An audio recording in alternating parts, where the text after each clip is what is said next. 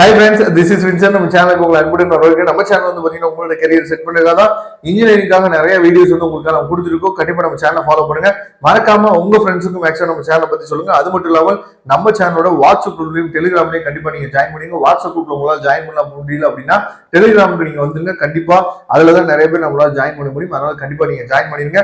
Okay friends, ரொம்ப ஒரு முக்கியமான வீடியோக்குள்ள வந்துருக்கோம். என்னன்னு சொல்லி பாத்தீங்கன்னா நிறைய பேர் எனக்கு வாட்ஸ்அப் பண்ணீங்க, அந்த மாதிரி யூடியூப்ல நீங்க கமெண்ட் பண்ணிருந்தீங்க. அதுக்காக தான் என்ன சொல்றது இந்த வீடியோ வந்து நம்ம அப்லோட் பண்ணிருக்கோம். அதாவது உங்களுக்கு வந்து ரிசல்ட் வந்து வந்திருக்கும்.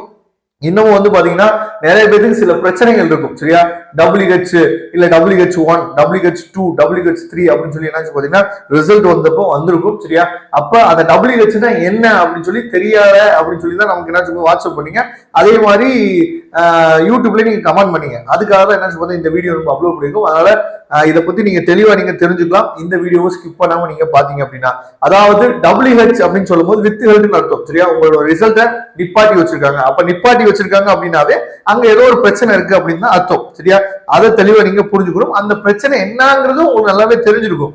இருந்தாலும் நீங்க நிறைய பேர் கேட்டீங்க. அதுக்காக தான் என்ன பாத்தீங்கன்னா இப்ப இந்த வீடியோ உங்களுக்காக நம்ம அப்லோட் பண்ணிருக்கோம். சரியா, அப்படிங்கிற பட்சத்துல ஃபர்ஸ்ட் ஆஃப் ஆல் இப்ப நீங்க பாக்குறது வந்து பாத்தீங்கன்னா இப்ப WH அப்படின்னு சொல்லி வந்துச்சுன்னா வித்துகள். சரியா, உங்க ரிசல்ட்டை நிப்பாட்டி வச்சிருக்கோம். அதுக்கப்புறம் இந்த வீடியோ முடியறப்ப சொல்றேன் இப்படி இருந்துச்சுன்னா நம்ம என்ன பண்ணணும், அதுக்கப்புறம் என்ன நடக்கும் அப்படிங்கறத நம்ம சொல்றேன்.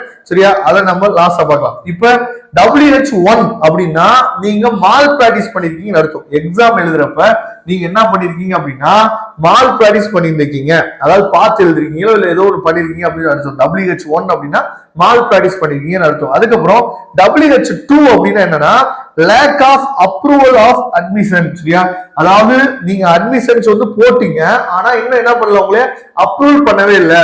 இருந்தாலும் நீங்க எக்ஸாம் எழுதிருக்கீங்க, அதான் lack of approval of admission. சரியா, இது வந்து WH2. சரியா, அதுக்கப்புறம் WH3ங்கிறது வந்து உங்க மேல ஏதாவது கோர்ட் கேஸ் வந்து வந்திருக்கு. சரியா, கோர்ட் கேஸ் வந்திருக்கனால உங்க ரிசல்ட் நாங்க என்ன சொல்றோம் நிப்பாட்டி வச்சிருக்கோம். அதான் வந்து பாத்தீங்கன்னா WH3. சரியா, அதுக்கப்புறம் WH4 அப்படின்னு என்னன்னா lack of clearance from the director of CEP. சரியா, அதாவது சென்டர் ஆஃப் எக்ஸாமினேஷன்ஸ்க்கு பாத்தீங்கன்னா அங்க இருந்து என்ன பாத்தீங்கன்னா உங்களுக்கு வந்து கிளியரன்ஸ் பண்ணல, உங்களை வந்து என்ன பாத்தீங்கன்னா கிளியரன்ஸ் கொடுக்கல. அதுக்காக என்ன பாத்தீங்கன்னா WH4 வந்து கொடுத்துருக்காங்க அப்படின்னு சொல்லி அர்த்தம். இதுல வந்து பாத்தீங்கன்னா இந்த WH2, இந்த WH3, WH4 வந்து பாத்தீங்கன்னா அபிஷியலா நிறைய விஷயங்கள் நம்ம பண்ண வேண்டியது இருக்கு. சரியா, இது வந்து பாத்தீங்கன்னா அபிஷியலா உங்களுக்கு இந்த பிரச்சனைகள் மேக்சிமம் நமக்கு வந்து வர்றதுக்கு வாய்ப்புகள் வந்து குறைவு தான். இந்த மூணுமே வந்து பாத்தீங்கன்னா வர்றதுக்கு வாய்ப்பு வந்து ரொம்ப குறைவு. ஆனா இந்த WH1 வந்து பாத்தீங்கன்னா மால் பிராக்டிஸ்க்கு இருந்துச்சு அப்படின்னா உங்களை ரிசல்ட் வந்து நிப்பாட்டி வச்சிருப்பாங்க.